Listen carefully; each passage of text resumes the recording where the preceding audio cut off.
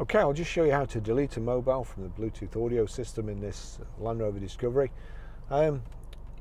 It's quite complicated to delete, really. It's not as intuitive as you'd think. So you click the telephone button and it's saying no phone connected, connect to device now, and you'd think, well, no, I don't want to connect a device, I want to delete one. So you'd go no, and that's as far as you'd get. But what you need to do is click yes, and then it gives you this next menu. So search for Bluetooth devices, make system discoverable, list of paired devices. That's what you want. Click list of paired devices, and you've got Barry's iPhone 11 there.